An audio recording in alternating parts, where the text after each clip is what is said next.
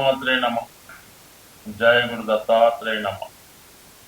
ఈ వీడియోలో మనం 2025వ సంవత్సరంలో ఏ రాశుల వారికి ప్రభుత్వ ఉద్యోగం అనుకూలంగా ఉంటుంది, అలాగే ప్రభుత్వ ఉద్యోగం కాకుండా వారు చేసే ప్రయత్నాన్ని బట్టి ఒక పెద్ద జాతీయ అంతర్జాతీయ స్థాయిలో ఉన్నటువంటి సంస్థల్లో ఉద్యోగంలో ప్రవేశించడానికి కానీ ఉద్యోగంలో మార్పు కొరకు చేసే ప్రయత్నాలకి ఈ 2025వ సంవత్సరం మన మే నెల నుంచి ముఖ్యమైనటువంటి గ్రహాల మార్పు కారణంగా ఏ రాశి వారికి ఏ ఏ ఫీల్డ్, ఏ ఏ పరిశ్రమలు, ఏ ఏ సంస్థల్లో అనుకూలత ఉంటుంది, అలాగే వారు ఉద్యోగం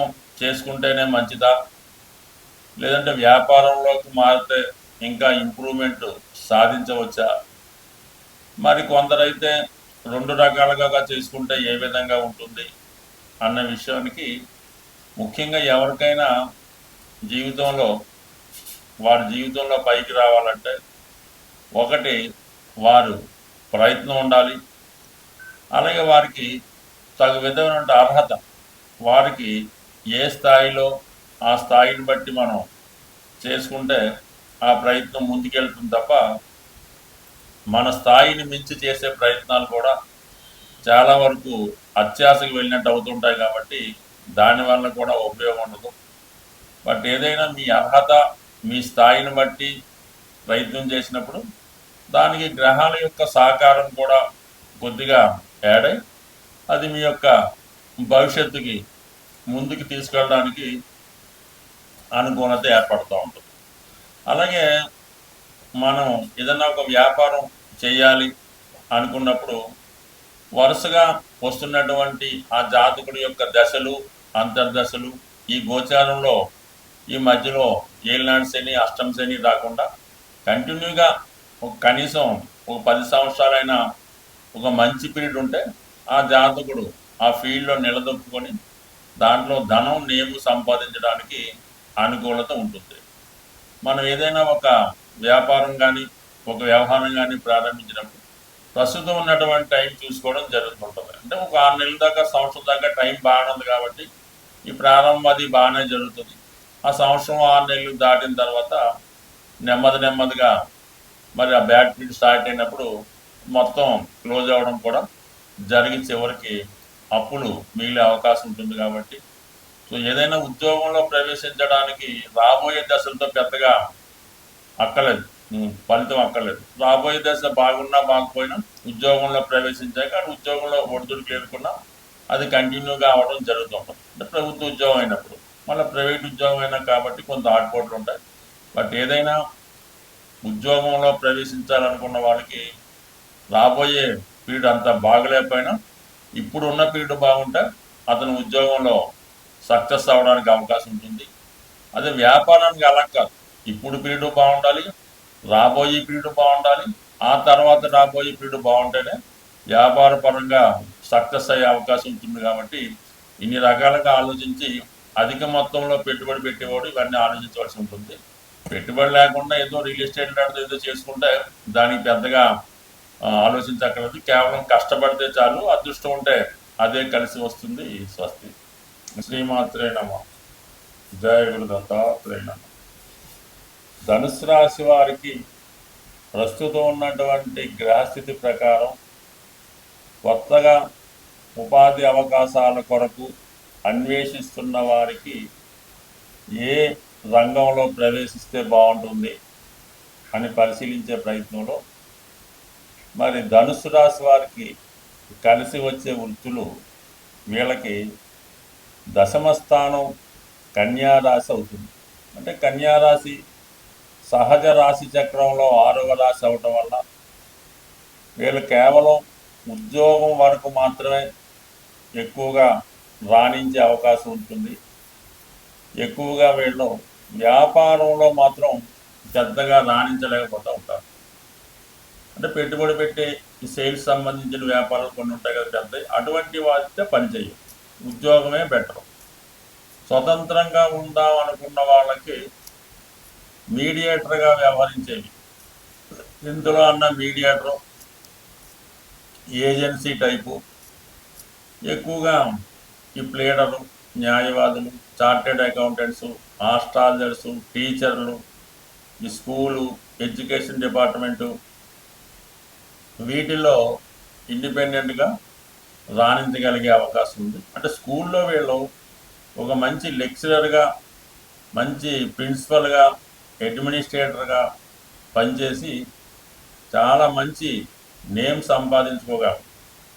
అదే వీళ్ళు ఒక స్కూల్ పెడితే మాత్రం చాలా వరకు అది సరిగ్గా, అంటే పేరు మాత్రం బ్రహ్మాండంగా వస్తుంది, సమయానికి జీతాలు ఇవ్వలేక, రెంట్లు కట్టలేక, ప్రభుత్వానికి చెల్లించలేక ఇబ్బంది పడడం జరుగుతూ ఉంటాం.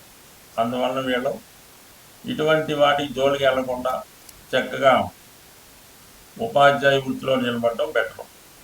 లేదనుకుంటే ఏదైనా ఒక ప్రైవేట్గా ఓ 10 మందికో 20 మందికో ట్యూషన్ చెప్పుకొని వాళ్ళని మంచి వారిగా తీర్చిదిద్దడానికి కూడా అవకాశం ఉంటుంది. అలాగే ఈ రాశికి గురువు అధిపతి అవడం వల్ల వీళ్ళు మంచి అడ్వైజర్స్, ఎక్కువగా ఈ ఆధ్యాత్మిక సంస్థల్లో ఎండోమెంట్స్ డిపార్ట్మెంటు, మరి గురువు ధనానికి కారకుడు కాబట్టి ఫైనాన్సు, బ్యాంకింగు, విద్యాకారకుడు అవ్వడం వల్ల పాఠశాలలు, అన్ని రకాల విద్యా సంస్థల్లో పనిచేయడానికే ఉపయోగపడుతుంది తప్ప వీళ్ళు స్వతంత్రంగా మాత్రం మేము ఒక బ్యాంకు పెడతాం, ఒక కాలేజీ పెడతామంటే 100% అది ఇబ్బంది పడే అవకాశాలు ఎక్కువగా కనబడుతూ ఉంటాయి. ఇక దాని తర్వాత ఏంటంటే వీళ్ళకి రవి భాగ్యాధిపతి అవుతుంటాడు కాబట్టి ఎక్కువగా ప్రభుత్వ ఉద్యోగాలు అన్నవి చాలా వరకు అదృష్టరీత్యా వస్తే ఎర్లీ ఏజ్లోనే రావాలన్నమాట. ఇంచుమించు కొంతమందికి 36, 42 సంవత్సరాల దాకా ప్రభుత్వంలో ఉద్యోగానికి అర్హత ఉంటుంది, కానీ 99% 28 సంవత్సరాల లోపు పుడితేనే ప్రభుత్వ ఉద్యోగం వచ్చినట్టు.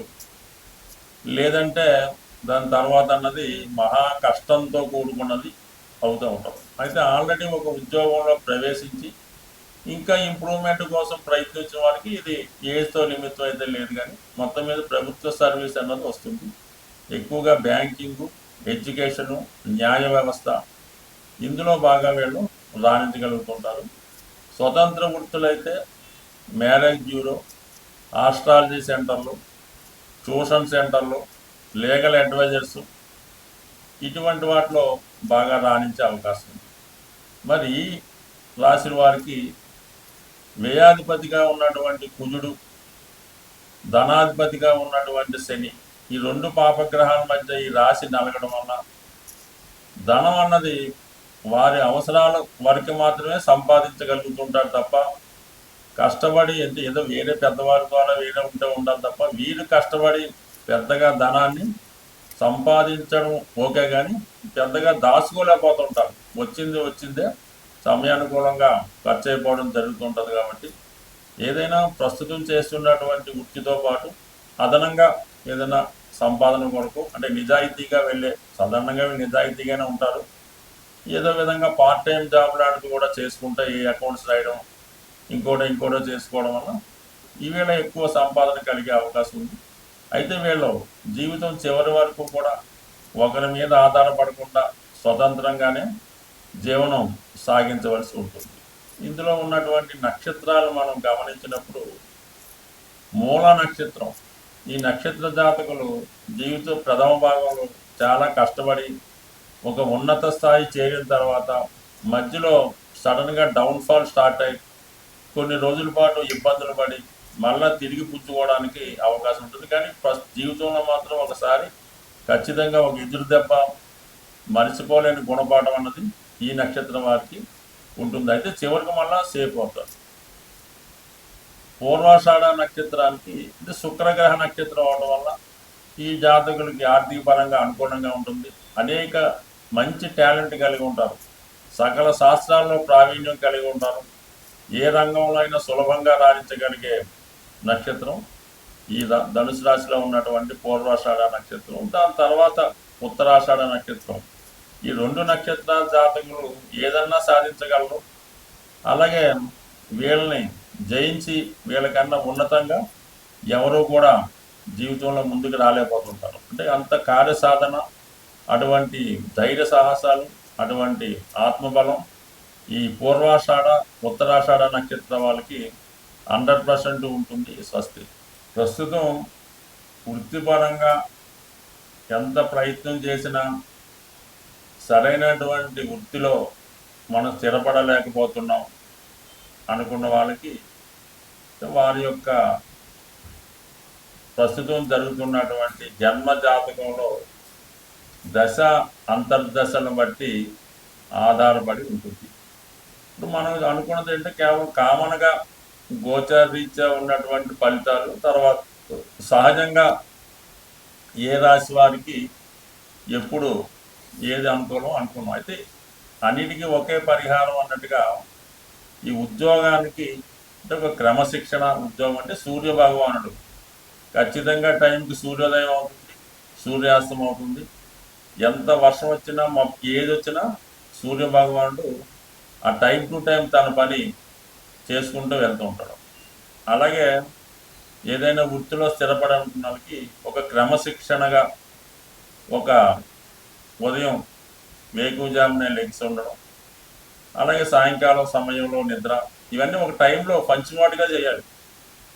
మీరు పొద్దున్న లేచారు 5:30 ఓకే, ఏదో పార్క్ వెళ్ళారు వాకింగ్ అరగంట టైం ఓకే, టిఫిన్ 9:30 అంటే 9:30కి రోజు భోజనం 1:30, 2 అనుకుంటే ఆ టైంలోనే భోజనం, సాయంకాలం 4 గంటల టీ అంటే 4 గంటలకే తాగండి, మళ్ళీ 8 గంటల ఈ టైం మెయింటైన్ చేయండి.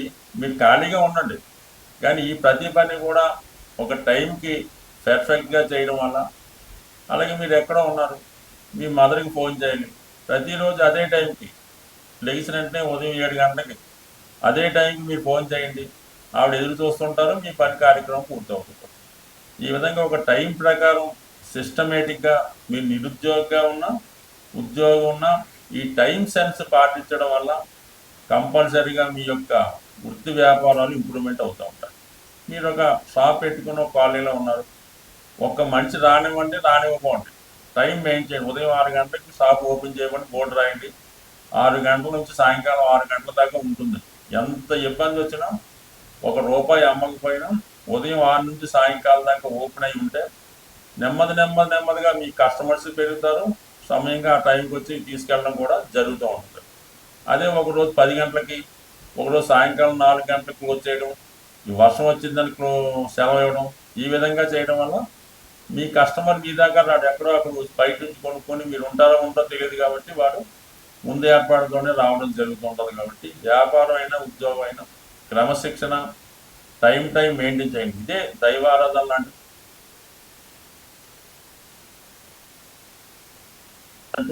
ఉద్యోగం అయినా వ్యాపారం అయినా సక్సెస్ అవుతారు. దాంతోపాటు ఏంటంటే ప్రతిరోజు సూర్య భగవానుడి ఆరాధన, అంటే అతనే క్రమశిక్షణ కారణం అవుతుంటాడు, ధనాన్ని ఇచ్చేది కూడా సూర్య భగవానుడే. కాబట్టి ఈ విధంగా మీరు సూర్య భగవాన్ని పూజించుకోవడం, ఆదివారం నియమంగా ఉండడం చేయడం వల్ల కంపల్సరీగా మీరు ఏ వృత్తిలో ఉన్నా రాణిస్తారు. అయితే కొద్దిపాటి మాన్యువల్ రెమెడీ అనుకోండి, మామూలుగా ఈ జంతువులకి, అది ఆవు కావచ్చు, గుర్రాన్ని కావచ్చు, పిల్లి కావచ్చు, చెరువులో చేపలు కావచ్చు, ఈ మూగ జీవులకి ఆహారాన్ని అందించడం కూడా మీకు చాలా వరకు ఈ వృత్తిలో అభివృద్ధికి సహకరించే అవకాశం ఉంటుంది. ఈ విధంగా చిన్న రెమెడీస్, ఎక్కువగా ఈ డ్రై ఫ్రూట్స్ ఉంటాయి కదా, ఎండు ద్రాక్ష, ఎండు ఖర్జూరం లాంటివి ఏదో ఒక మీకు అనుకూలమైన రోజు ఎక్కడ ఉన్నటువంటి మరి సాధువులు లాంటి వాళ్ళకి ఈ డ్రై ఫ్రూట్స్ పంచిపెట్టడం వల్ల చిన్న వృత్తిపరమైనటువంటి చికాకులు, అంటే ఏదన్నా ప్రతిదానికి ఒక రెమెడీ, ఒక సమస్య ఉంటుంది. అయితే మనం ఆ ప్రయత్నం చేస్తూ ఈ పరిహారాన్ని కూడా చేసుకోవడం వల్ల మరి భగవంతుడి యొక్క అనుగ్రహంతో ఉపాధిలో స్థిరత్వం వచ్చే అవకాశం ఉంటుంది. స్వస్తి.